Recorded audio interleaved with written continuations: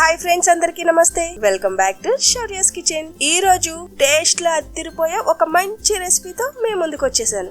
కొబ్బరికాయ పచ్చడి చూసుంటారు, లేక గోంగూర పచ్చడి చూసుంటారు. కానీ ఈ రెండింటి కలయికతో గోంగూర కొబ్బరి పచ్చడి ఎలా చెయ్యాలో చూసేద్దాం రండి. ఈ రెండింటి కాంబినేషన్ అయితే చాలా చాలా బాగుంటుందండి. మీరు కూడా తప్పకుండా ట్రై చేయండి. కొబ్బరిలోని కమ్మదనం, గోంగూరలోని పులుపు, ఈ రెండింటి కలయికతో సరికొత్తగా చేసేద్దాం.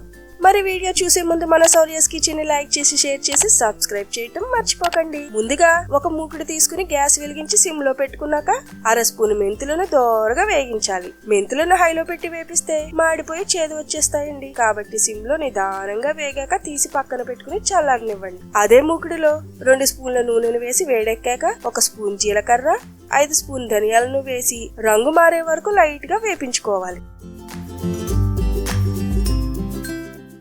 ఈ ధనియాలు, జీలకర్ర కొంచెం రంగు మారాక ముచ్చుకులు తీసుకున్న 20 ఎండుమిర్చిని కూడా వేసి దోరగా వేగనివ్వండి. కారం తక్కువగా తినేవారైతే 15 ఎండుమిర్చిని వేసుకుంటే చాలండి. తరువాత 2 రెబ్బల కరివేపాకును కూడా వేసి చిటపట్లాడించాక వీటన్నింటినీ తీసి పక్కన పెట్టి చల్లారనివ్వండి.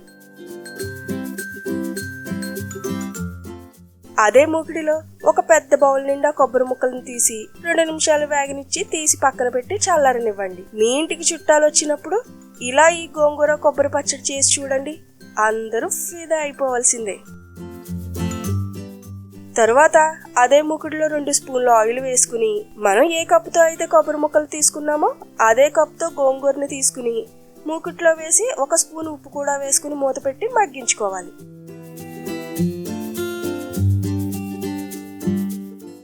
మూత తీసి కొంచెం చింతపండు వేసి ఇలా మొత్తం గోంగూర నీరు పోయి బాగా దగ్గర పడి గోంగూర పేస్ట్లా అయ్యే వరకు ఉడికించుకోవాలి. తరువాత ఈ గోంగూరను కూడా చల్లారనివ్వండి. ఈలోపు మొదటగా వేపించుకున్న ఎండుమిర్చిని, మిగతా దినుసులను కూడా ఇలా మిక్సీ పట్టుకోవాలి. దీనిలోనే కొబ్బరి ముక్కలను, ఉడికించుకున్న గోంగూరను కూడా వేసి అవసరమైతే కొంచెం కొంచెం నీటిని పోసుకుంటూ మొత్తం అంతా మిక్సీ పట్టుకోవాలి. తరువాత పోపు కోసం మూకిట్లో 1 గరిటెడు నూనె పోసి 1 స్పూన్ ఆవాలు, 1 స్పూన్ జీలకర్ర,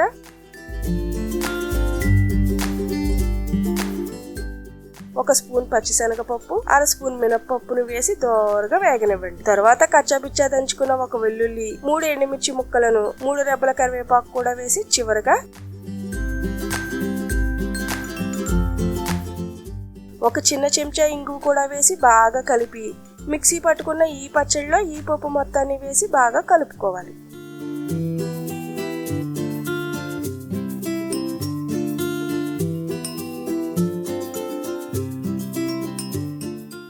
అంతే, కమ్మగా పులపులగా ఉండే గోంగూర కొబ్బరి పచ్చడి రెడీ అయిపోయింది.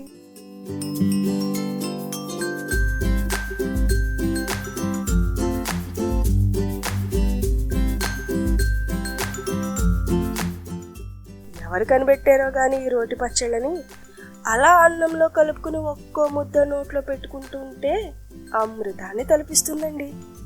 మరి మీరు కూడా తప్పకుండా ఈ రెసిపీని ట్రై చేసి ఎలా వచ్చిందో నాకు కామెంట్ చేసి చెప్పండి. ఇక ఉంటానండి. మరిన్ని మంచి మంచి వీడియోస్ కోసం మర్చిపోకుండా మన శౌర్యస్ కిచెన్ ని సబ్స్క్రైబ్ చేసేయండి.